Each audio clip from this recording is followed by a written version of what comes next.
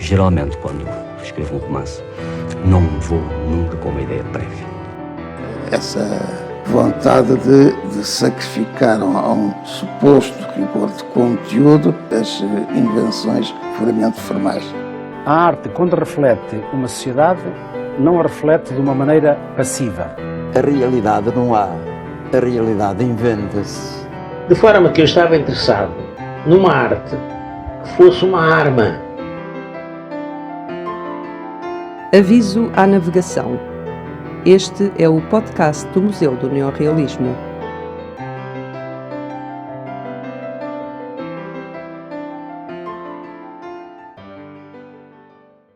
Carina Infante do Carmo é professora auxiliar da Universidade do Algarve e membro do Centro de Estudos Comparatistas da Faculdade de Letras da Universidade de Lisboa. Tem publicado sobre autores portugueses novecentistas, o movimento neorrealista e a escrita autobiográfica, em particular sobre o género crónica. Na sua já longa relação com o Museu do Neorrealismo, destaca-se a curadoria da exposição Miúdos, a vida às mãos cheias, a infância no neorrealismo, em parceria com Violante Magalhães. A professora Carina Infante do Carmo é a nossa convidada do Aviso à Navegação, deste episódio do Aviso à Navegação. Professora Carina Infante do Carmo, muito obrigado por ter aceitado o nosso convite. Tem sido, aliás, uma presença frequente no Museu do Neorrealismo, tanto nas sessões de apresentações de livros, como também já foi curadora de exposições aqui, nomeadamente uma exposição que todos guardamos bem na memória, Os Miúdos, a Infância no Neorrealismo. Há cerca de 2 anos editou um livro de ensaios, A Noite Inquieta, de ensaios políticos, literatura e memória. Nessa obra, sobre a qual gostava de centrar a nossa conversa, também aflora, sobretudo, ou concentra-se numa parte significativa em torno do neorrealismo como um movimento central no século XX, nestas áreas. No início dos anos 40, no final dos anos 30, no início dos anos 40, quando surge, de facto, este movimento, estávamos perante uma correlação de forças e a cultura desempenhou aqui um papel de campo de batalha. Podemos dizer que foi isso, que a cultura passou a ser o campo de batalha nessa correlação de forças? Sim, enfim, é um período histórico marcado pela força hegemónica do salazarismo, que a ganha de vários pontos de vista e em vários planos, e nomeadamente do ponto de vista cultural e ideológico, tendo ao seu dispor, para além, evidentemente, da repressão, dos meios de repressão, o controle sobre os média, inclusivamente audiovisuais, o cinema e a rádio, em particular. E, portanto, nesse período, e, portanto, considerando o campo cultural como um campo de tensão entre correlações de forças e que historicamente vão evoluindo ao longo do tempo, e, portanto, nesse período é um período de enfrentamento entre aqueles que, enfim, do lado salazarista têm esse poder e essa eficácia que, de resto, até pela qualidade com que o fizeram, tem repercussões até hoje na forma de conceber a história, o povo português, enfim, toda essa visão de mundo. E, portanto, a resposta, e uma das respostas, e certamente aquela com mais força nesse embate de imagens acerca do país e do povo, temos que considerar o movimento neorrealista, que de qualquer maneira é preciso vê-la num processo histórico, considerando, por exemplo, os anos 30, e de resto quer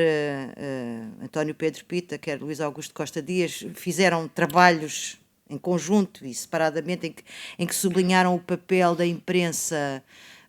regional, juvenil, nessa possibilidade de encontro alguns deles não se conhecendo, convergiram e, portanto, encontrando na palavra escrita, em primeiro lugar, um ponto de resistência ao lado de lá que tinha, para além do domínio da palavra escrita, como eu dizia ainda agora, os meios audiovisuais, não é? E, portanto, esse é um caminho em que a discussão dessas ideias de povo, de país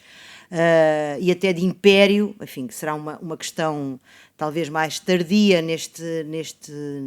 embate, mais tardia, estou a dizer, do lado à esquerda, mas que entrará necessariamente, porque essa era uma questão estrutural, evidentemente, a definição do regime, e, portanto, considerando este período, essa afirmação é uma afirmação gradual feita do lado neorrealista, com meios informais, precários, sujeitos, evidentemente, à situação repressiva que se vivia, mas que tem uma dimensão, e esse eu acho que é um aspecto interessante para considerar o neorrealismo, que é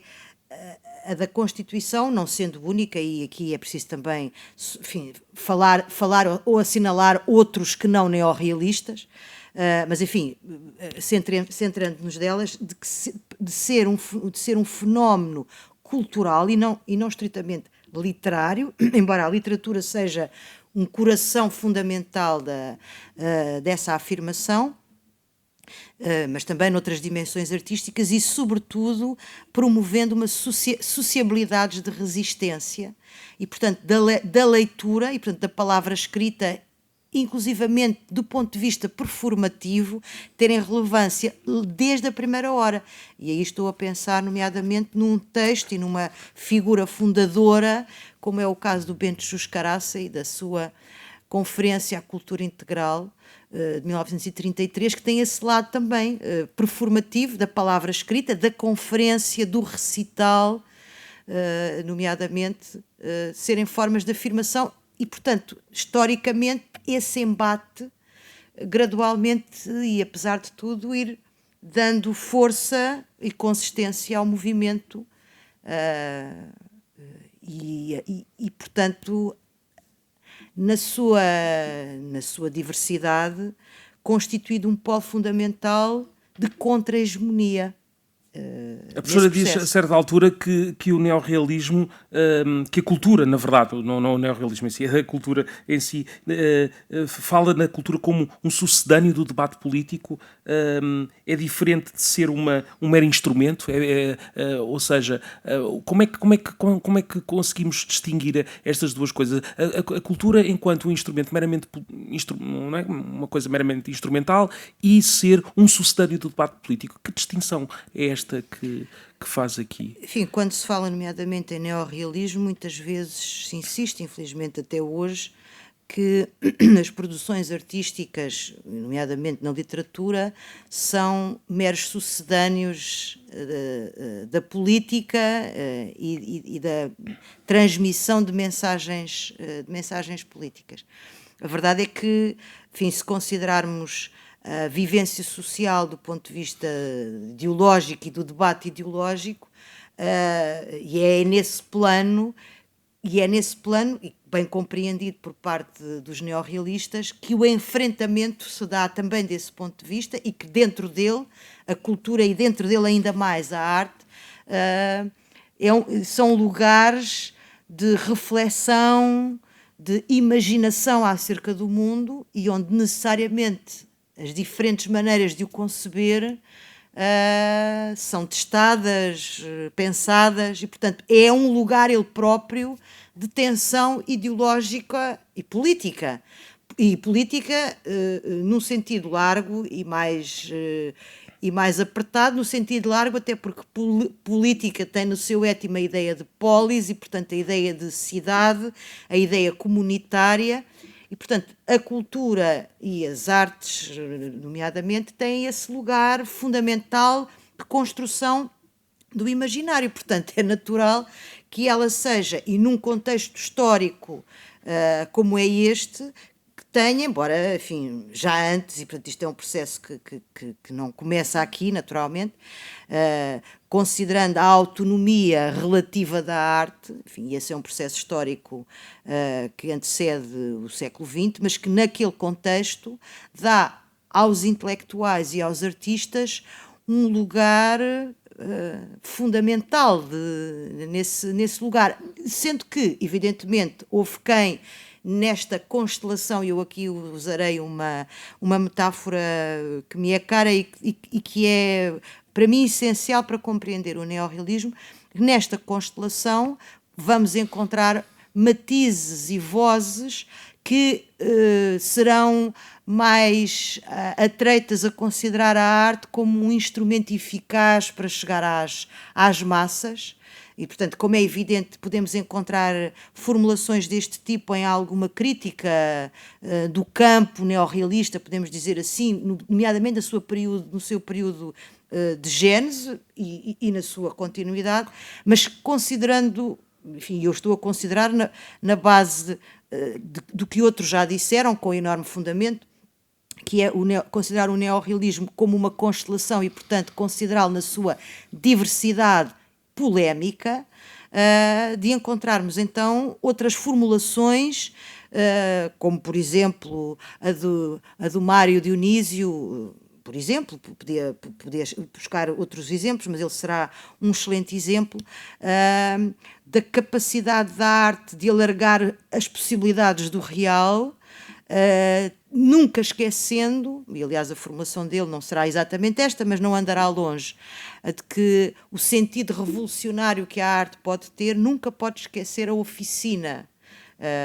E, portanto, não esquecendo o seu papel político que o tem, mas a partir e com base na consciência técnica, digamos assim, falando aqui na dimensão dos escritores, dos artistas plásticos, dos fotógrafos, dos pintores, enfim, que aliás foi uma arte que ocupou particularmente Mário Dionísio, por exemplo. Claro, nós em vez, antes de irmos essa a questão da técnica e a questão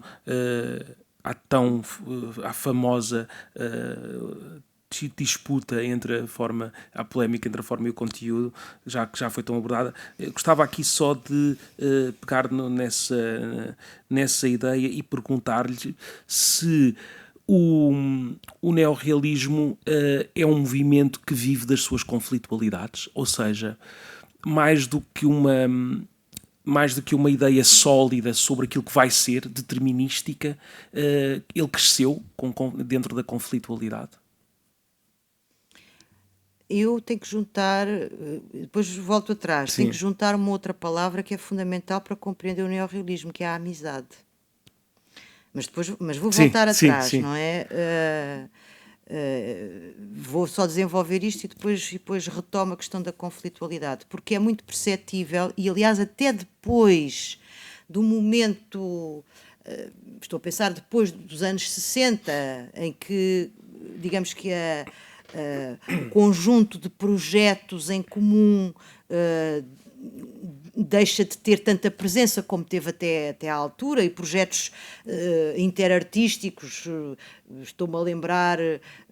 sei lá, da antologia de contos tradicionais feitos por Carlos de Oliveira e por José Gomes Ferreira, ou os bichinhos bicharocos do Sidónio Morar, Júlio Pomar, Francine Benoit. É deste tipo de coisas concretas de que o neorrealismo se foi fazendo e foi experimentando possibilidades artísticas como estas, abrindo caminhos como a literatura para a infância, por exemplo, como eu estava a dizer, resultando da amizade, e aliás a correspondência é uma fonte,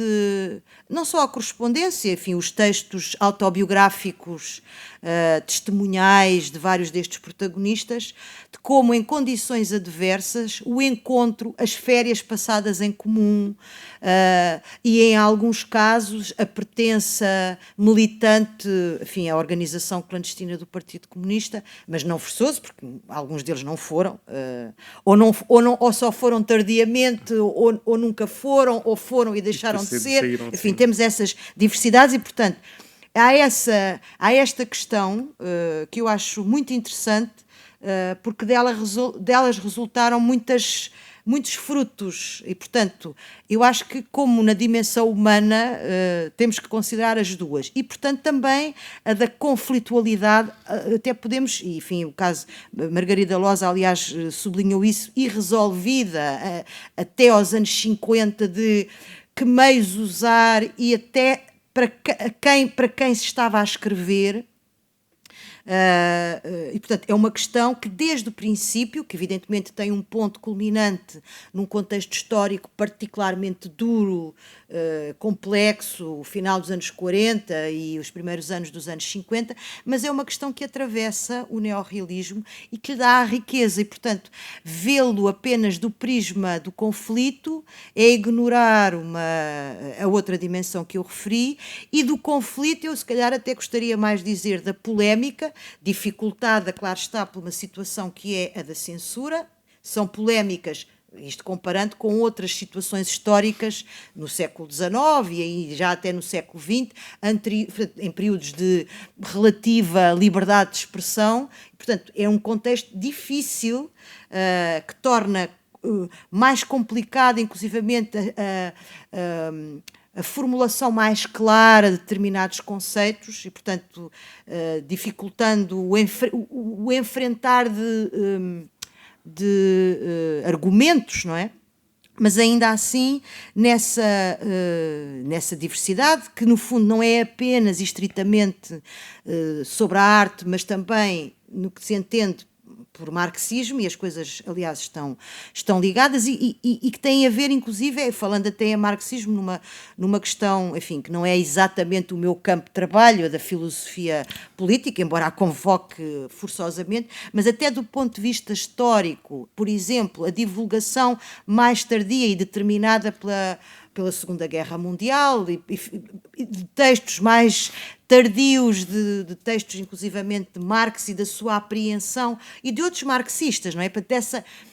Estou a falar inclusivamente enfim, da comunicação destes intelectuais com outros de outras paragens. É um campo diverso e a sua riqueza vem daí, confluindo em todo o caso em aspectos comuns que passaram por diversas maneiras, pela necessidade da democratização cultural,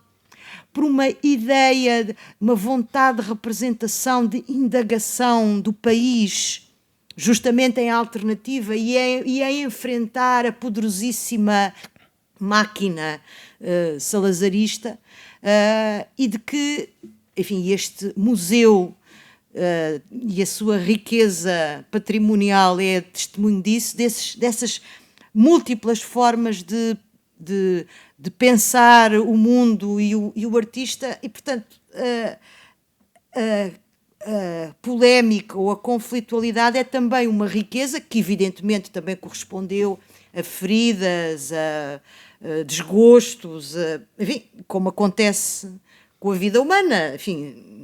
mas que ao mesmo tempo correspondeu também a múltiplos encontros e inclusivamente, e daí eu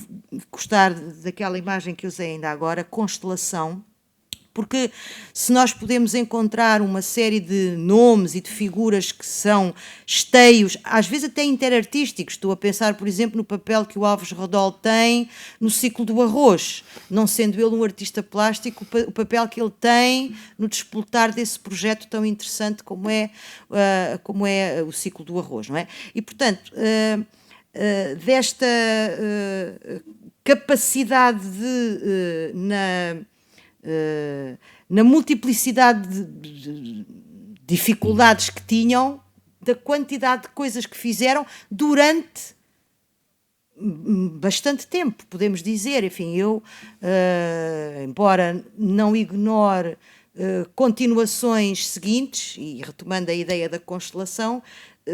penso que a consideração de um movimento como este considera figuras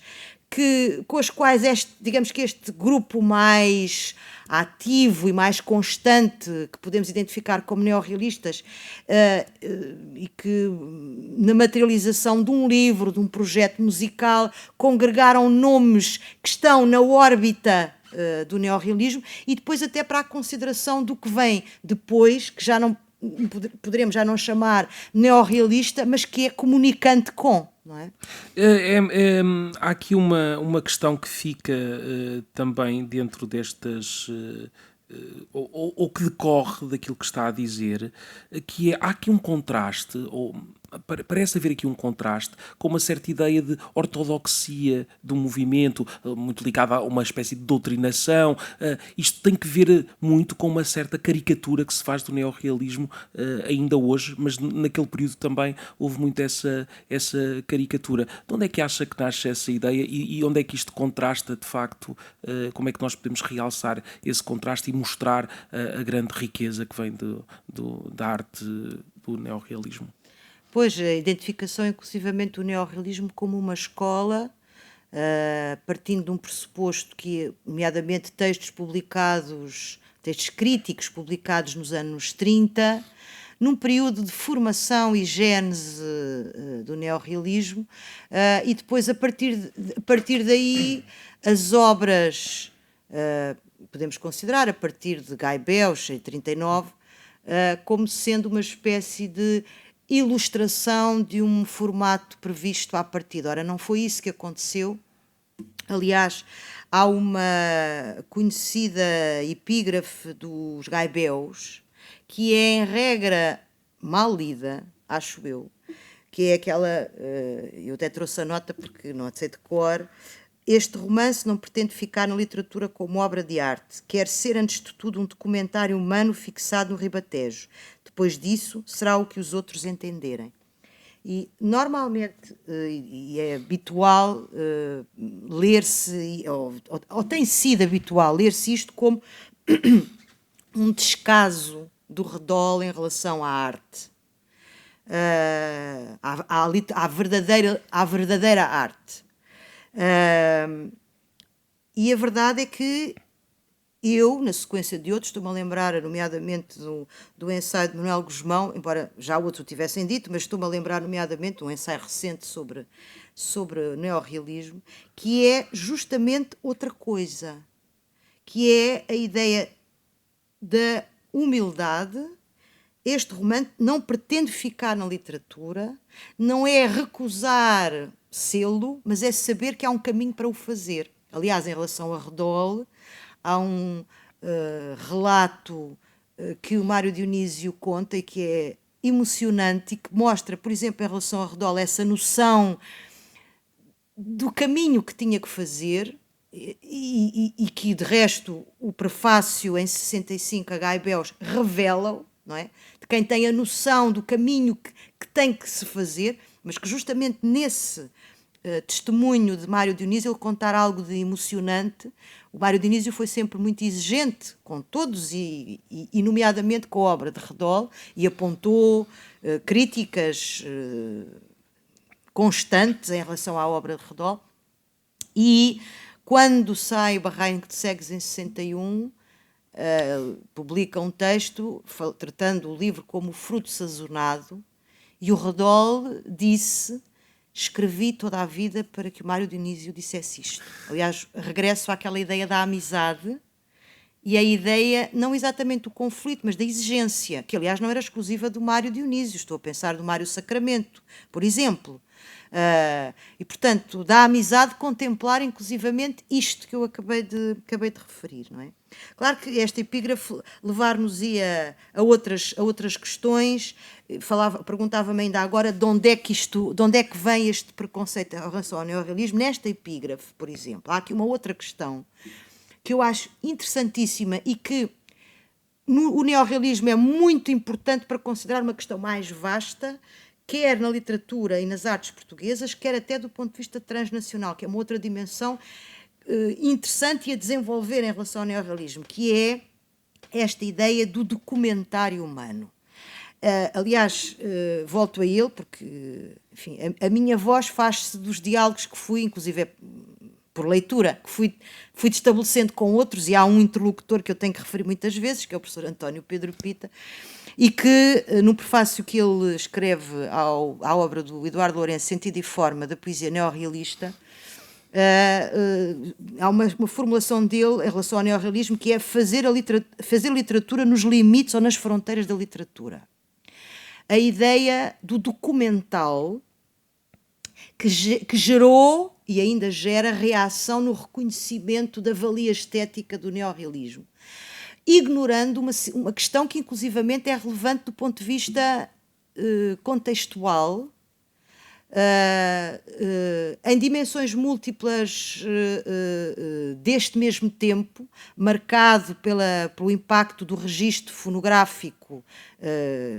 audiovisual e do impacto que isso tem nas artes, neste mesmo contexto, da aproximação entre a arte e a etnografia. Isto é um fenómeno que podemos alargar à questão do documentário, inclusivamente, do exercício. Estou-me a lembrar de uma autora que não é neorrealista, mas que é interessante ser considerada no diálogo com o neorrealismo, que é a Irene Lisboa. A formulação da crónica com realismo, e que ela o reivindica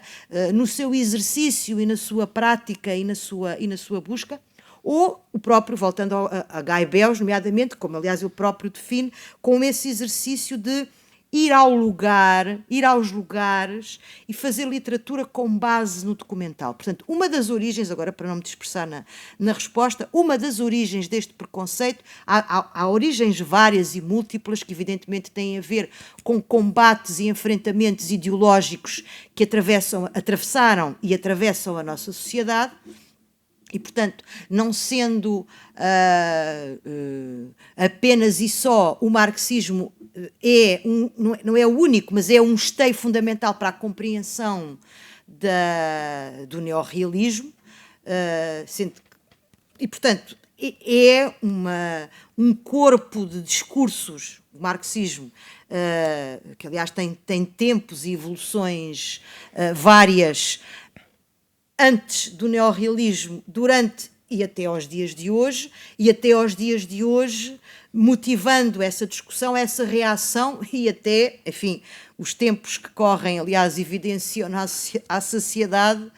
a sua força e a sua acutilância crítica sobre a realidade, não é? Portanto, para não tornar demasiado dispersiva a minha resposta, as razões são múltiplas, que têm a ver com razões político-ideológicas, do enfrentamento ideológico da sociedade, tem a ver com formas que se tornaram dominantes, estou a pensar no caso das artes e em particular da literatura, da valorização de uma arte em que o sentido pragmático de intervenção social não é valorizado e é sobretudo valorizada a elaboração formal enfim, esse sentido muito autorreflexivo da construção artística, em particular literária, nomeadamente, enfim, para dar nomes às coisas, a questão e o problema que se levanta sendo central para a compreensão da literatura portuguesa do século XX, como é Fernando Pessoa, cujo processo de consagração, aliás, é progressivo e coincide, aliás, historicamente, com o arranque, a afirmação do neorrealismo, a publicação da obra, portanto, já póstuma, publicada postumamente, da obra de Fernando Pessoa, não é? E, portanto, dos problemas que aquela obra, desafios que aquela obra levanta, desafios a que os neorrealistas, com uma matriz racionalista, podemos dizer, iluminista, reagem a certos traços ideológico-estéticos, por exemplo, desse marco, que se tornou, e a expressão, volto ao Eduardo Lourenço, falou de Pessoa como a insolação pessoana, e, portanto, do peso e da importância a ponto de ignorar outros nomes, sem diminuir a importância de Pessoa, claro está, mas a ponto de não se ver mais nada, não é? Portanto, as razões são múltiplas, eu estou-me a centrar nas questões mais literárias porque é com elas que eu trabalho mais. As razões são múltiplas para essa reação, a meu ver, vêm de algo tão básico como não se ler os neorrealistas. É evidente que nesta constelação encontrar-se-á obras de níveis variáveis, mas há um número muitíssimo considerável de obras grandes marcantes e inultrapassáveis do século XX. E não lê-las é ignorar uma parte do século XX. Até porque, para compreender não apenas estes autores, mas outros que não o sendo, com os quais eles dialogaram, com os quais têm afinidades, e, portanto, eliminar isto é um buraco que se abre de não compreensão, não é? E, portanto, a leitura, o ir aos factos textuais, plásticos, ainda por cima, alguns destes autores sendo eles próprios jogando em campos artísticos em simultâneo. Enfim, o tempo que tinham não era muito, mas estou a pensar na pintura em simultâneo com a escrita ou com o ensaísmo, o caso do Mário Dionísio, o caso do Carlos de Oliveira, o caso do Joaquim Namorado, para além de outra coisa fundamental para pensarmos a cultura e a literatura, que é a iniciativa de participar, de ir a associações culturais, de participar, como aliás a correspondência o comprova, da organização de bibliotecas em que alguns se envolveram. Essa dimensão é uma dimensão a ter em conta e não é de menosprezar, é fundamental, não é? Muito bem. Vamos aqui passar a uma parte de uma polémica, talvez a polémica mais conhecida do movimento neorrealista, mas vamos fazê-lo de uma forma diferente. A polémica, obviamente, da forma e do conteúdo, mas vamos fazê-lo de uma forma diferente porque a professora Carina Infante do Carmo traz um ângulo que nos parece bastante interessante, tão poucas vezes aflorado. A certa altura fala-nos de alguns detalhes técnico-narrativos com influências até vindas do cinema. Fala, a certa altura, no Manuel da Fonseca, faz uma descrição, quando o Manuel na Seara de Vento faz uma descrição de uma mulher e a própria forma como ele o descreve tem contornos cinematográficos. Esta polémica da forma e do conteúdo, que internamente muito importante, mas que foi relevada tantas vezes por fora, talvez tenha sido relevada pelos motivos errados, porque na verdade há uma forma e há uma qualidade, como estava a dizer, aliás pegando naquilo que estava a dizer, há uma qualidade inequívoca na literatura neorrealista e que tecnicamente é visível, não é? Pois eu, aliás, até uma coisa que achei, agora pegando nessa questão da escrita do Manuel da Fonseca, quer dizer, como é que, já agora só aqui um parênteses meu, como é que não se pode ler o Manuel da Fonseca? Enfim, e essa obra em particular será, aliás, é uma obra interessante, A Seara de Vento, que aliás já motivou e motivou um excepcional filme do Sérgio Treffaut, o Raiva, de como a questão do cinema é estruturante para o compreender. Aliás, eu fiz uma leitura, fiz uma proposta de leitura em que, aliás, a propósito da Seara de Vento, o referente cinematográfico pode até chegar, no que diz respeito a essa obra e a algumas passagens dela, de referências como o western ou o filme do cangaço. É evidente que a questão da literatura e do cinema não é, e esta é uma obra já dos anos 50, não é? Ela já se coloca nos próprios Gaibels, embora também nos Gaibels haja evidentemente a referência também fundamental da pintura, mas essa é uma questão que também veio de trás, a questão da imagem em movimento determinando a escrita, é uma questão que vem do século XIX, pensando desde logo no Cesário Verde, e portanto nessa compreensão, nessa ligação ou nesse cruzamento entre artes destes artistas que escrevem num tempo em que a narrativa audiovisual, cinematográfica, determina a própria construção narrativa,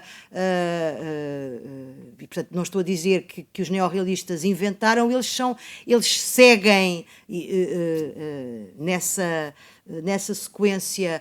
enfim, do impacto do cinema na montagem, na própria montagem das cenas, com os recursos que são os da linguagem verbal, não é? Naturalmente. E, portanto, na determinação ou na influência que o cinema tem, inclusivamente não apenas do ponto de vista temático, e estou a pensar no período, falei ainda agora do western e do cinema do cangaço, mas é evidente que também estou a pensar, enfim, nomeadamente nos anos 40 e sobretudo 50, do neorrealismo italiano, mas não só, enfim, referências de outras proveniências, francesas, norte-americanas. No filme noir também, o Carlos de Oliveira, por exemplo, no Aprendiz de Feiticeiro, tem ali um ou dois textos ficcionais passados num ambiente muito filme noir, não é? Quase que conseguiríamos pôr Humphrey Bogart como personagem de Carlos de Oliveira a certa altura, não é? São autores, são artistas muito atentos a essa realidade, evidentemente que com impacto nas formas de escrita, na elaboração, no caso da literatura, com os meios que esta arte potencia. É evidente que, e falando em Carlos de Oliveira, é evidentemente que ao acompanharmos a sua evolução, e sobretudo a partir dos anos 60 e até mesmo daqueles textos anteriores reescritos a partir desse mesmo período, é evidente que os elementos definidores realistas de um texto como Casa na Duna levará a uma evolução, digamos que abandono será talvez um excesso, mas de qualquer maneira uma evolução e uma certa demarcação de certas formas de escrita iniciais, evoluindo noutras direções, justamente pela consequência ou pela consciência dos limites daquilo que se fez e do exercício crítico do que se fez antes, não é? E, portanto, indo à polémica e não a esquecendo, ela revela, evidentemente, entendimentos contemporâneos dentro do grupo, dentro do neorrealismo, do movimento, será esse o termo mais ajustado, que não geração, será melhor dizer movimento, e movimento também no sentido daquilo que eu estava a dizer, da própria evolução que encontrou, enfim, neste movimento, expressões e vozes com um entendimento mais especular e de referência do real, e depois de encontrarmos autores, e o Carlos de Oliveira será um exemplo elaboradíssimo disso, que é a ideia da consciência da montagem, da composição. Aliás, no vosso genérico do aviso à navegação há uma das vozes que diz isso mesmo, que para a construção da verdade é preciso a composição.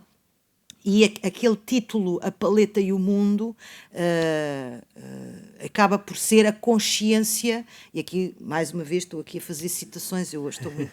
mas tenho que as fazer, naturalmente, pela importância que elas têm, e no caso, enfim,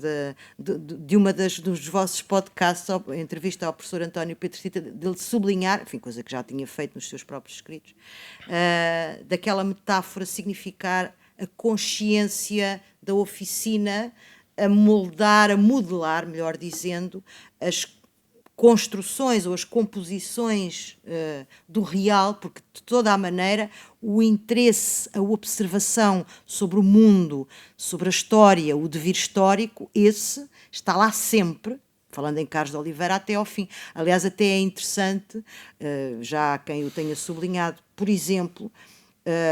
uma das questões que se refere muitas vezes em relação ao neorrealismo é, e não é mentira, é verdade, a centralidade do trabalho e das figuras do trabalho no universo ficcional, poético, nomeadamente dramatúrgico. Também estou a pensar na literatura só, porque claro, depois também encontramos isso nas outras artes. Muitas vezes se insiste na ideia de que a ficção, nomeadamente,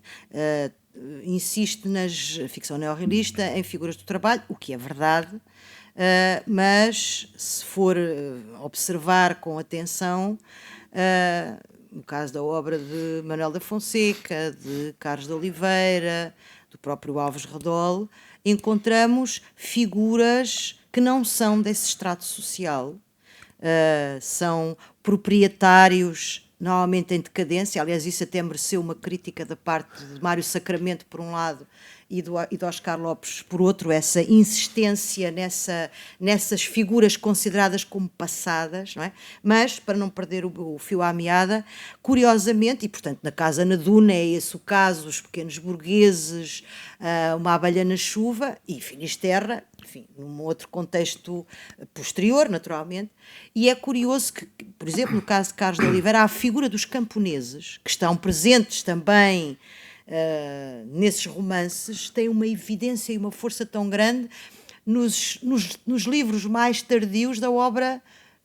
poética e na própria Finisterra de Carlos de Oliveira, não é? E portanto, claro que, como eu dizia ainda agora, o interesse, embora possamos encontrar, enfim, o neorrealismo é um campo vasto de autores e, portanto, as generalizações temos que ter sempre cautelas com ela, mas há, e aqui volto a fazer uma citação, que eu tenho que fazer porque acho que é muito, muito certeira em relação ao neorrealismo, e aqui digamos que é uma linha constante depois na sua variação. Estou a pensar, enfim, numa formulação de Luís Augusto da Costa Dias, que definia e defendia, atribuindo, coisa que aliás também o Alexandre Pinheiro Torres já o tinha feito também, e o fez também, que é a identificação da ideia da privação da humanidade e da alienação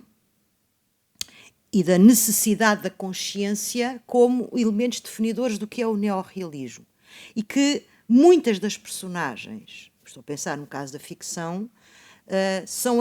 representadas nessa condição, e não são assim tantas, não vou dizer que são raras, mas são muito menos do que se julga, aquelas que ganham consciência do seu lugar na sociedade, do seu papel na produção de riqueza do mundo, e são mostradas justamente em situações de evasão ou de fuga à realidade ou de gesto de desespero. O protagonista da Seara de Vento é um exemplo, é como quem se imola porque não há outra alternativa, não é? E portanto as personagens, claro, o final da Seara de Vento, há aquela voz final de consciência de que ser sozinho vale de pouco ou nada, não é? E, portanto, digamos que há aí um assumir dessa perspectiva, que é uma perspectiva evidentemente de consciência em larvar daquilo que é básico para se ter uma vida melhor, não é? Horizonte, não é? Um horizonte. Para ver um horizonte, naturalmente, não é? Enfim, o resumir ou o restringir estes autores nas suas formulações possíveis, com os limites que os próprios reconheceram, não é? E o Alves Redol, desde a epígrafe que eu já citei ao prefácio de 65, é a prova do exercício sempre vigilante e consciente dos limites, não é? A fazer uma obra que, aliás, e curiosamente, não podemos distinguir. Há um ano importante, fundamental, de viragem na ficção portuguesa, que é 1968, que é o ano em que, entre outras obras, é publicado o Delfim, que, voltando ao cinema, é um autor fundamental para se perceber essa ligação e esse impacto ao cinema. E até mesmo ele que é um companheiro jovem dos neorrealistas que, para crescer como acontece aos jovens, que precisam de encontrar o seu próprio caminho, apontará, e aliás é um aspecto que ele assinala, de um discurso, quer do ponto de vista formal, quer do ponto de vista temático, rural, e portanto ele apontando isso como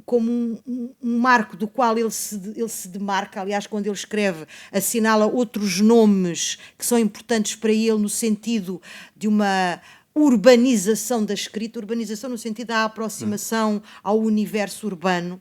Ele fala do Raul Brandão e noutro espaço até à própria Irene Lisboa. Mas estava eu a dizer que para perceber um romance que tem uma linguagem outra e em que o cinema, aí então de forma esplendorosa, tem um impacto enorme na formulação do narrador, da composição das cenas e das personagens, ele tem, entre outras comunicações e linhagens, temos que falar do Barranco de Cegos, temos que falar do Largo do Manuel da Fonseca. E ele falou disso, de resto, portanto, nem sequer estou a inventar coisa nenhuma. Estava agora a lembrar-me, quando falou de José Cardoso Pires e no seu papel no meio disto, estava-me a lembrar daquele volume dos Dias Comuns do José Gomes Ferreira, em que ele faz um conjunto de comentários despectivos sobre o José Cardoso Pires, com uma reunião com o Carlos Avelara, mas já lá vamos ao José Gomes Ferreira, porque há aqui uma pergunta que eu acho que fica aqui latente, ou que paira por aqui, e acho que há muita gente que faz, e vamos ter aqui a oportunidade de lhe perguntar, assumindo aqui uma responsabilidade muito grande, o que é que distingue tecnicamente aquilo que é ou não é neorrealismo? Estamos a falar aqui de autores, José Cardoso Pires, a Irene Lisboa, o José Gomes Ferreira, de quem falaremos daqui a pouco, mas o que é que distingue aquilo que é tecnicamente o neorrealismo e o que não é? Há uma distinção?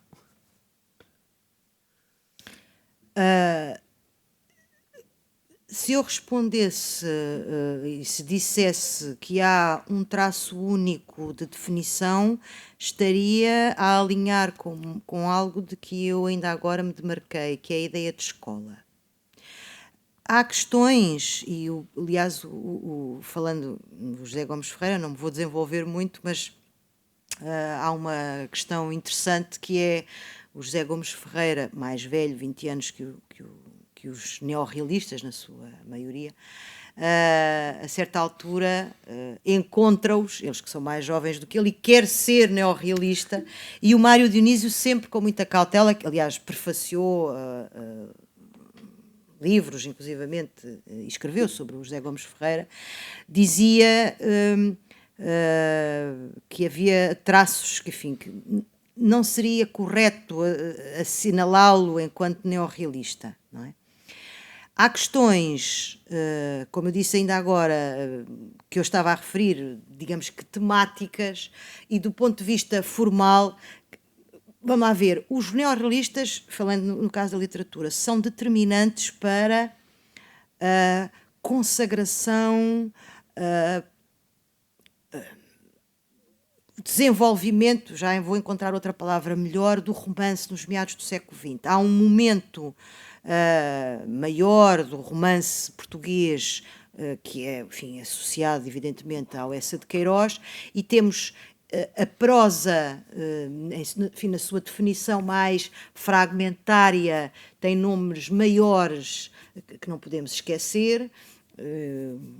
Sei lá, estou a pensar no Raul Brandão, estou a pensar no Aquilino Ribeiro. Enfim, aqui a questão do fragmentário será menos relevante para o caso do Amada Negreiros, estava a pensar no Nome de Guerra já nos anos 30. Bem, mas verdadeiramente como género ganha força do ponto de vista da sua recepção com os neorrealistas. Não vou dizer que o romance, nomeadamente neorrealista, seja um romance experimental, enfim, isso não seria justo, embora, e aqui vamos nomeadamente ao Carlos de Oliveira, no seu apuramento e na sua reescrita, vermos esse impacto, inclusivamente de outros autores e de outras formas de escrita, e como já falámos também, do cinema. E, portanto, há questões de fundo ideológico, temático ou ideológico, como eu estava a falar ainda agora, a alienação, e do ponto de vista formal, esse travejamento do romance em cima de duas categorias, que aliás se percebe pela observação marxista da realidade, que são a personagem e o espaço, que serão, digamos que, essenciais para a compreensão, estou a falar evidentemente da parte da ficção, e uma compreensão, uma identificação. Estou a pensar, por exemplo, na abertura da Casa na Duna, desse olhar os sinais do humano na paisagem, e de personagens que, evidentemente, são devedoras de uma tradição anterior dos explorados e ofendidos, que aí vai dar, naturalmente, mas e também a reescrita dos textos denota isso, no Carlos de Oliveira, enfim, exemplarmente, que é a de personagens mais complexas que encontramos em textos que são revistos ou publicados nos anos 50 e em que a introversão da realidade a partir da psicologia das personagens, aliada, ou sendo essa uma forma de compreensão do seu lugar social, se apura mais, isto é, de encontrarmos em textos dos anos 40, da fase inicial, figuras mais esquemáticas. Aliás, o Alves Redol refere isso no prefácio de Guy Beus. A forma de escrita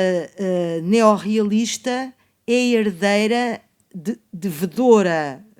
de nomes anteriores, o Camilo Castelo Branco, a tradição portuguesa da prosa do século XIX, mesmo que enfim, nem todos os neorrealistas tivessem uma posição como tinha ou como teve o Carlos de Oliveira ou o Cochofel ou o José Gomes Ferreira, por exemplo, em relação ao Aquilino Ribeiro. Enfim, com estas referências, o que é que eu estou a dizer? Que, evidentemente, que há traços que podemos dizer isto é neorrealista, mas a definição rígida de isto é, isto não é, leva-nos a considerar o mundo literário, em concreto, como uma arrumação muito estável e muito segura de gavetinhas. E ignorando, inclusivamente, uma outra coisa, é que nós estamos a falar em neorrealismo com artistas individuais lá dentro. E, portanto, de podermos identificar a singularidade na identificação que é possível fazer entre nomes como Manuel da Fonseca e Carlos de Oliveira. Há aspectos que, inclusivamente, tornam tão insistente, por exemplo, a forma narrativa, mais do que a poesia, e a forma narrativa, por si, ajustada àquela vontade de observação do mundo em devir histórico, é o romance, o conto, a novela e, sobretudo, o romance que a potencia.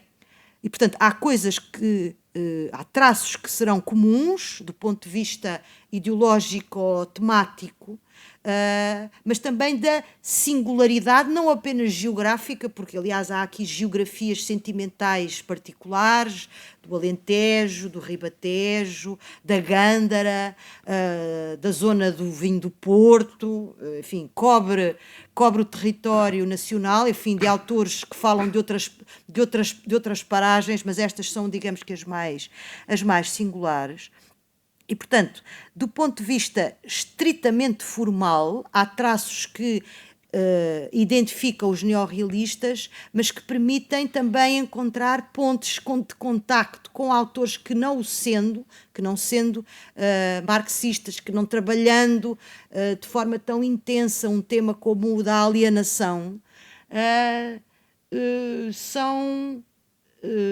interlocutores ou ou se não o foram, com os quais podemos estabelecer pontes. Eu não tenho um entendimento dos movimentos literários como lugares estanques e, por isso, aquela ideia da constelação que nos permite dizer ou encontrar elementos sistémicos, ou melhor dizendo, uma observação sistémica, ou seja, temos um sistema em que há elementos, nomes que se aproximam mais, que têm mais afinidades. Por exemplo, neste contexto, e agora vou usar uma categoria do Oscar Lopes, e eu já referi 2 nomes, eu vou juntar um terceiro, o chamado, ele designou a certa altura como tal, o realismo crítico, e põe aqui 3 nomes, o José Gomes Ferreira, a que já fiz referência, a Irene Lisboa e o Rodrigues Miguéis, que evidentemente têm particularidades em relação ao neorrealismo e pontos de convergência. Por exemplo, do ponto de vista temático, a questão da cidade é relevante na obra dos neorrealistas, mas nestes 3 é muitíssimo mais, não é? Mas não apenas isso, o exercício autorreflexivo da escrita a fazer-se a desenvolver-se sob a vigilância da sua própria elaboração, encontramos mais nestes autores do que nestes romances e nestes textos que eu acabei de referir. Claro que um texto ou um conjunto de textos como o que referiu O Aprendiz de Feiticeiro, que reúne uma amplitude temporal considerável, desde os anos 40 até ao início dos anos 70, é reveladora da enorme consciência da oficina, não é? E, portanto, não tenho uma visão estrita para dizer, eu não tenho aqui, como há aquela famosa publicidade da prova do algodão, não é? Isso acho que é redutor face à complexidade individual de cada um destes autores e daquilo que eles em conjunto fizeram, os escritores e os escritores na relação com outros artistas. Enfim, vou terminar aqui a minha resposta, mas estou a lembrar-me, por exemplo, aqui num outro campo, embora a literatura tenha um papel fundamental, que é o caso daquele livro de fotografia já dos anos 50, o Lisboa, Cidade Triste e Alegre, que tem alguns neorrealistas lá, e de como ali podemos encontrar, não é dizer isto é neorrealismo, mas conflui ali muitas das coisas que, do ponto de vista da expressão verbal, do cinema, da fotografia feita cá e feita lá fora, e em particular, evidentemente, o referente italiano aqui é fundamental, para ali conflui. E, no entanto, está lá, por exemplo, uma citação do Sidónio Muralha,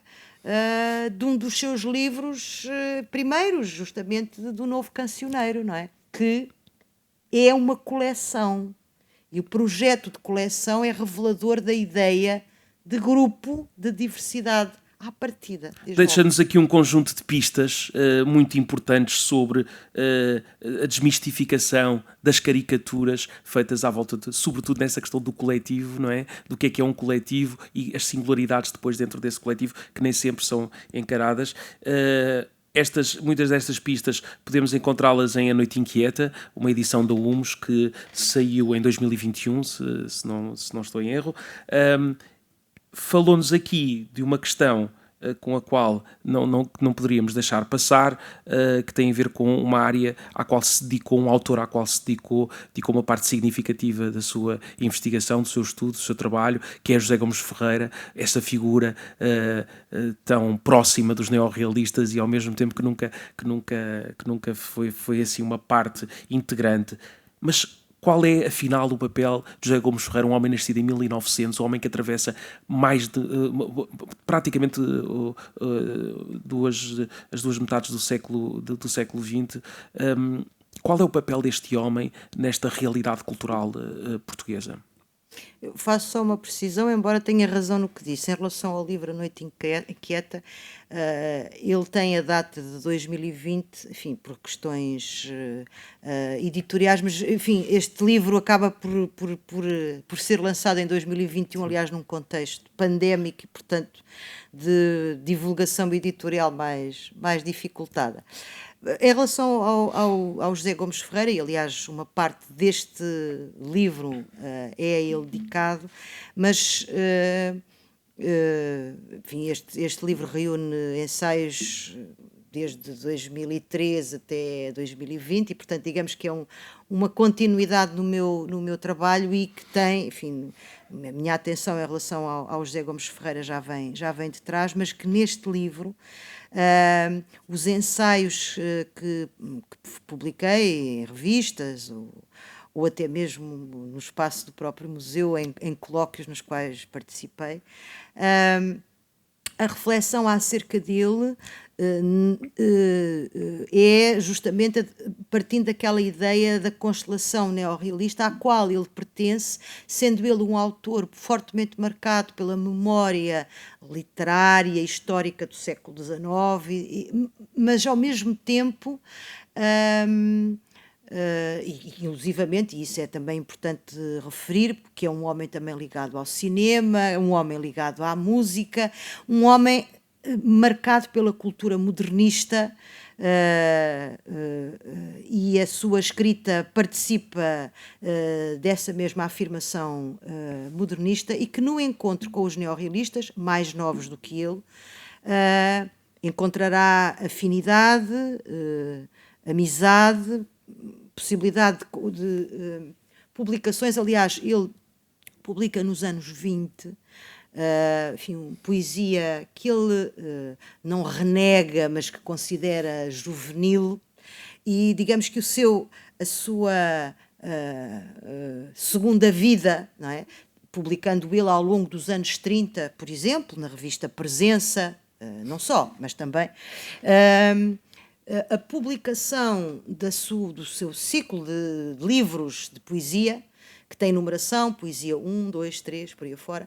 é publicada com bastante estímulo de neorrealistas, em coleções como a SIG do Galo, ou por estímulo do Carlos de Oliveira, em muitas circunstâncias. O Carlos de Oliveira, que tem menos 21 anos do que ele, e que em muitas circunstâncias tem um papel muito importante de estímulo. Por exemplo, As Aventuras de João Sem Medo, que o José Gomes Ferreira tinha publicado numa revista infanto-juvenil dirigida por António Lopes Ribeiro, O Senhor Doutor, e que depois vem a rever e a publicar em 63, e ele lá diz, por estímulo de Carlos de Oliveira, o próprio Mundo dos Outros também, o livro Mundo dos Outros. O Carlos de Oliveira está até o prefácio que o José Gomes Ferreira escreve às memórias do Aquilino Ribeiro, um escritor confessa-se, é porque o Carlos de Oliveira era amigo do filho do Aquilino Ribeiro. O Carlos de Oliveira, aliás, estes dois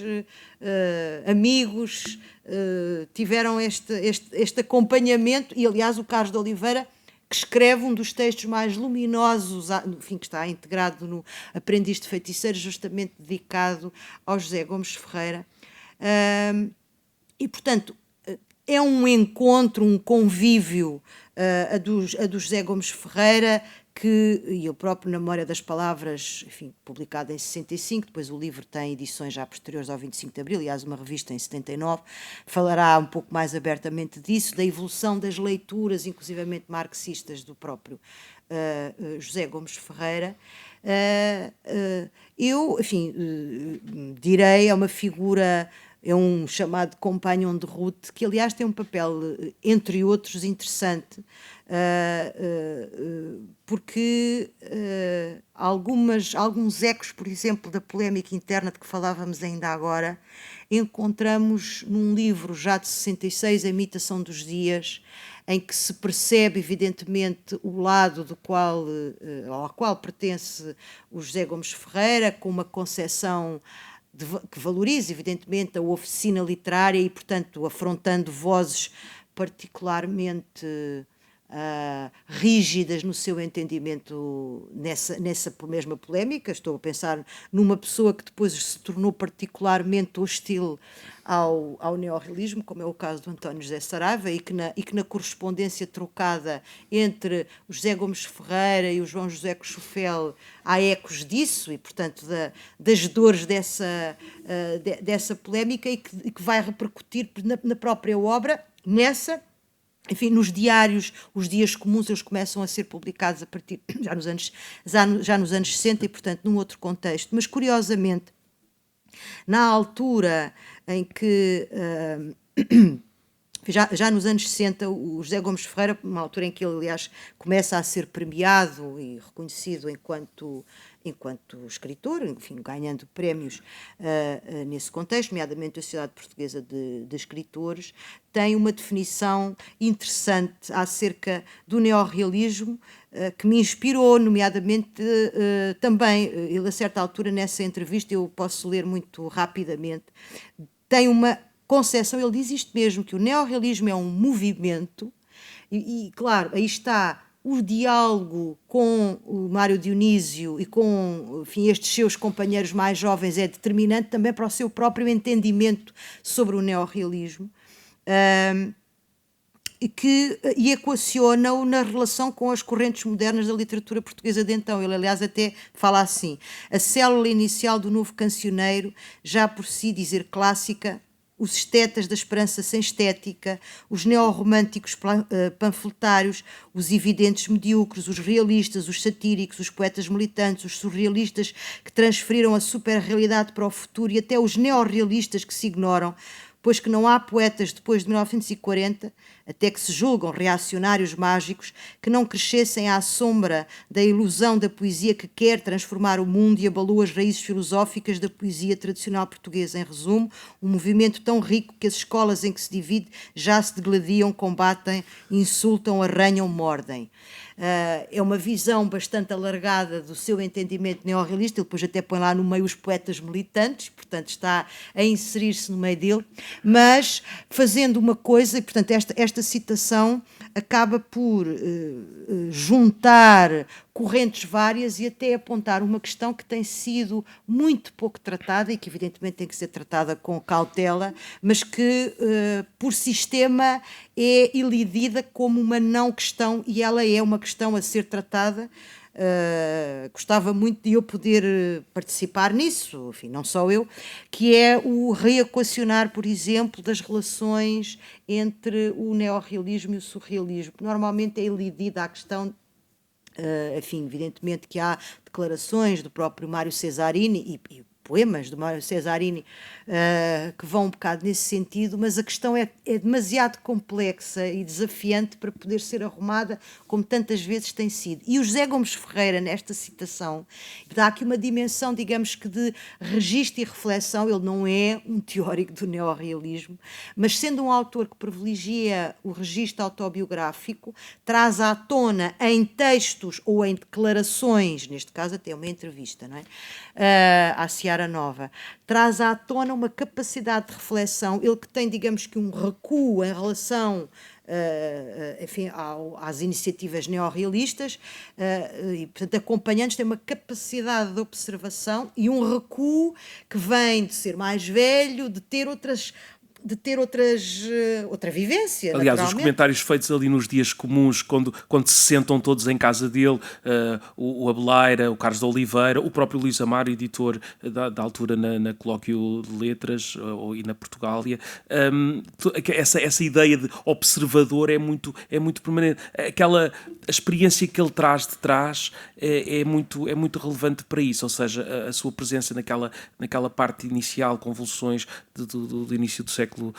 XX é muito importante e traz ali uma luz muito importante. Mas eu queria perguntar-lhe uma coisa, porque também já nos vamos alongando. Porquê é que o José Gomes Ferreira se auto-intitula um poeta militante? A ideia da militância no José Gomes Ferreira tem uma marca que não esquece a poesia. Alguém que que tem a noção dos limites da linguagem e com muita noção da matéria-prima de que se faz a literatura e, ao mesmo tempo, a necessária atenção ao mundo. Aliás, em relação aos neorrealistas, eu vou apenas reforçar uma coisa que tem a ver com isto. Um dos tópicos fundamentais, que não único, como já disse, do neorrealismo é a atenção ao povo, e há uma crónica dele que se intitula Que Sabemos Nós dos Outros, que formula uma das perplexidades, que de resto depois em outros textos, até posteriores, nomeadamente estou a lembrar-me do Mário Dionísio, formula que é: eu estou solidário com estes trabalhadores, mas eu não sou eles. Eu tenho um percurso, uma formação burguesa e, portanto, eu estou com eles, mas não sou eles. E do José Gomes Ferreira trazer isto para dentro da sua própria escrita. Portanto, poeta militante que, inclusivamente, na poesia se apropria de aspectos, de traços da poesia até panfletária, mas ao mesmo tempo parodiando-a e fazendo um exercício complexo e, portanto, identificando-o inclusivamente com a estética modernista de alguém que se encena na posição de autor. Aliás, o texto do Carlos de Oliveira vai justamente nesse sentido. E, portanto, poeta militante é nessa dupla e indissociável, que, aliás, uma das razões do preconceito em relação ao neorrealismo, que é considerar que a atenção ao mundo e à intervenção no mundo é incompatível com a qualidade e a elaboração artística. E o José Gomes Ferreira tem uma formulação, que é a sua, de a militância ser, antes de mais, a da poesia, não esquecendo que é um homem do mundo e que participa nela. Muito bem. Ele, se falar em José Gomes Ferreira, como já falámos, sem referir a perspectiva da infância, seria também desperdiçarmos aqui um pouco desta nossa oportunidade, a oportunidade que estamos a ter com esta conversa. É também um tópico muito importante. Falámos das aventuras do João Sem Medo, uma das obras talvez a obra de infância mais icónica em Portugal, com uma ironia imensa. Temos uma fada travesti, temos caminhos percorridos que são bons e maus, e portanto há um lado em José Gomes Ferreira que gosta de brincar com a nossa mente e traz para isso a infância, traz nesse sentido a infância para aqui. A infância foi também uma parte integrante do neorrealismo, determinante, diria até, em grande parte das obras. A professora Carina Infante do Carmo participou há uns anos connosco aqui numa exposição com a professora Violante Magalhães, chamada Miúdos, a infância no neorrealismo. O papel da infância é um papel que os neorrealistas assumem como uma missão sua para resolver um problema evidente, ou é simbolicamente um horizonte e uma esperança para um Portugal a viver uma noite inquieta? Já agora, pegando isto, enfim, a conversa vai trazendo ideias, até para assinalar uma diferença que eu já formulei, mas que acabou de referir em relação ao José Gomes Ferreira, que é a questão da ironia, que é determinante para compreender o José Gomes Ferreira e que não encontraremos tanto na sisudez de muitos dos textos neorrealistas, não é? E, portanto, claro, aí temos um outro traço que, de resto, terá consequências, inclusivamente na autorrepresentação da figura da autor,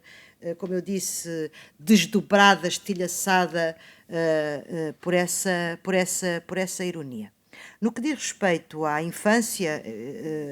no que diz respeito ao José Gomes Ferreira em particular, é um motivo, sendo um autor autobiográfico por excelência, às memórias infantis de evocação pessoal, histórica, sempre com noção dos limites da linguagem para fixar a memória. É uma questão, aliás, essencial na obra dele, poética e em prosa. E, portanto, no que diz respeito ao José Gomes Ferreira, já vou à questão do neorrealismo, tem essa componente autobiográfica de evocação da sua própria infância, coincidindo com o tempo histórico acelerado pela implantação da República, memórias que se associam evidentemente à figura do pai, uma figura de referência e relevante no contexto republicano. E uma visão da infância e no mundo dos outros, e de resto o texto que apresentei, que está na Noite Inquieta a esse propósito, que apresentei num dos colóquios que organizámos, a minha colega e amiga Violante Magalhães e eu, aqui no Museu do Neorrealismo, a exposição Miúdos, enfim, da sua programação paralela. Falei a propósito de textos do José Gomes Ferreira sobre a infância e de uma imagem que tem algumas diferenças em relação às crianças que encontramos em textos do neorrealismo. A questão da infância no neorrealismo é uma questão que nos leva ao princípio da nossa conversa.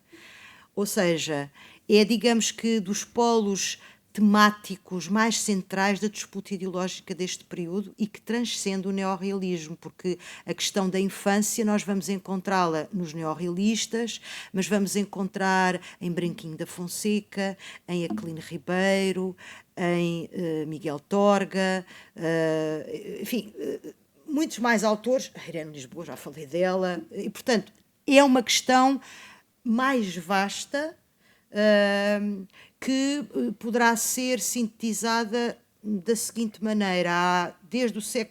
finais do século XVIII, com o romance da aprendizagem, a identificação na infância, claro, como um dos estádios de crescimento, e num pressuposto de evolução, de maturação, e, simultaneamente, isso no século XIX é muito evidente, um investimento nas crianças de algo que faz contraste com o mundo adulto e com a crueza de um mundo com muitas contradições e muitas injustiças sociais. Estou a pensar, por exemplo, no Charles Dickens, para dar um exemplo do século XIX. Teremos exemplos também por cá no século XIX, estou a pensar no Fialho de Almeida, em que também podemos encontrar isto. E, portanto, há um investimento que vem de trás, que já vem do século XVIII, mas sobretudo do século XIX, da infância como um lugar alternativo em relação a uma realidade adulta, social, crua, desigual, injusta. E, de alguma maneira, neste contexto dos anos 30 e transcendendo o próprio neorrealismo, mas em que o neorrealismo se destaca de forma lapidar, a verdade é que nós temos do lado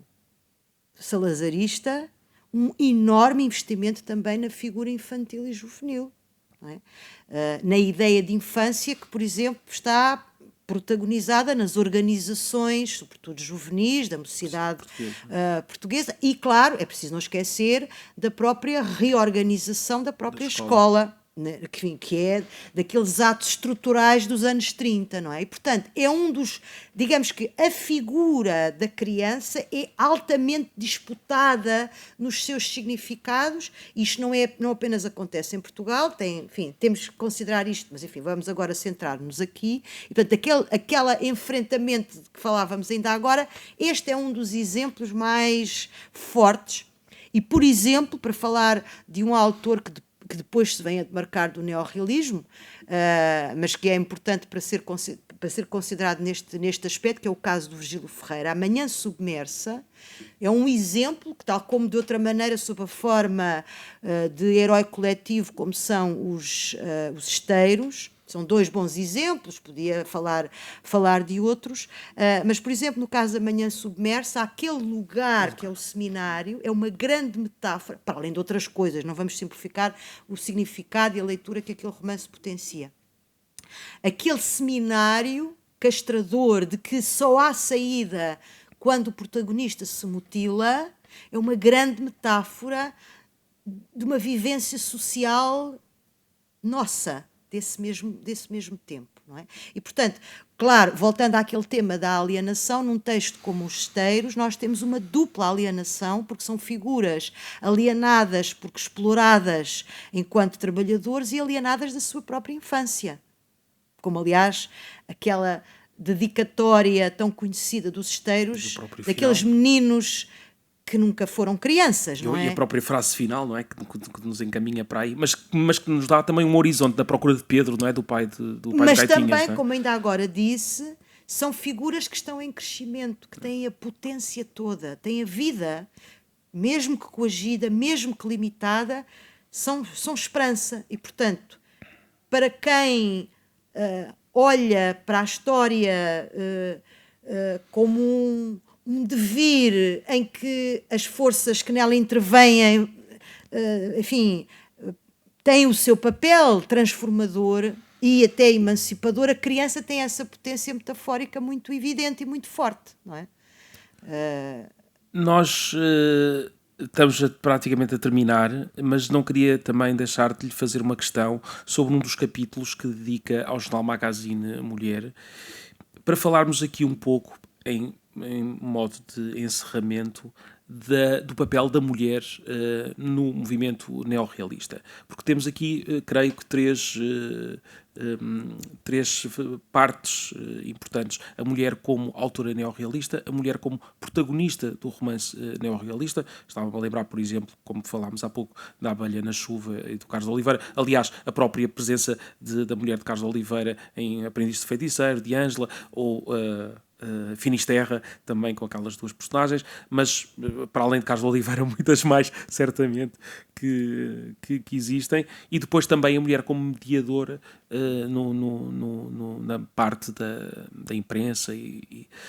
queria que nos falasse um bocadinho disso. Qual foi, na verdade, porque o que nos parece, e era por isso que a pergunta está a ser feita, parece-nos que há uma certa invisibilidade da mulher, apesar dela ser protagonista nos romances e dela estar muito presente também na pintura e na escultura. Há uma certa invisibilidade de alguns papéis da mulher, também certamente derivado da própria época histórica, mas ainda hoje há muita invisibilidade. Não se percebe muito bem qual foi o papel da mulher na construção do próprio movimento neorrealista. Quer-nos falar um pouco sobre isso?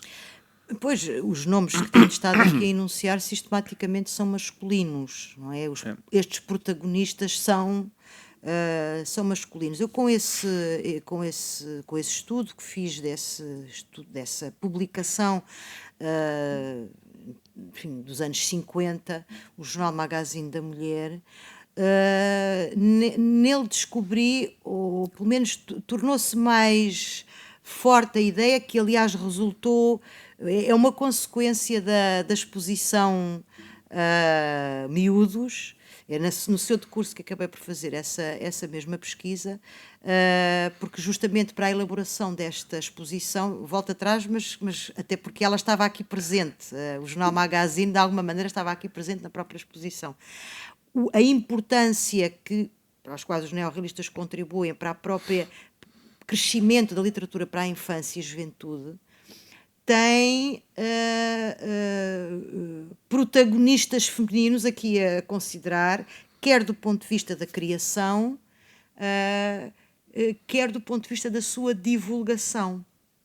E no caso do Jornal Magazine, é um exemplo de um aspecto que eu já referi, que é o lado da presença social limitada, como sabemos, pela censura. Há, por exemplo, poucos registros audiovisuais destas figuras, porque eram banidas, não é? Sofriam aquilo que o Carlos de Oliveira chama o complexo de iceberg, privados de biografia e de presença social pela longuíssima noite salazarista. Mas há essa dimensão, é efetiva, digamos assim, a presença maioritária de homens, como era a realidade cultural e artística neste contexto, embora aos meados do século XX seja um momento de afirmação, nomeadamente a literatura, de grandes nomes. Estou a pensar na Maria José de Carvalho, estou a pensar na Agostina Bessa Luís, estou a pensar, por exemplo, nestes dois nomes, poderia juntar, enfim, já falei da Irene Lisboa antes, que vem de trás. E, portanto, há aqui, evidentemente, questões desse foro e de um conservadorismo. Eu falava ainda agora do José Gomes Ferreira, as referências à segunda mulher, por exemplo, é sempre como é uma figura que aparece nos bastidores, não é? E inclusivamente bastidores relevantes. É o caso, por exemplo, da importância que tem a Ângela de Oliveira para a escrita de Carlos de Oliveira. No entanto, com este estudo, e a juntar aos exemplos, nomeadamente no campo das artes plásticas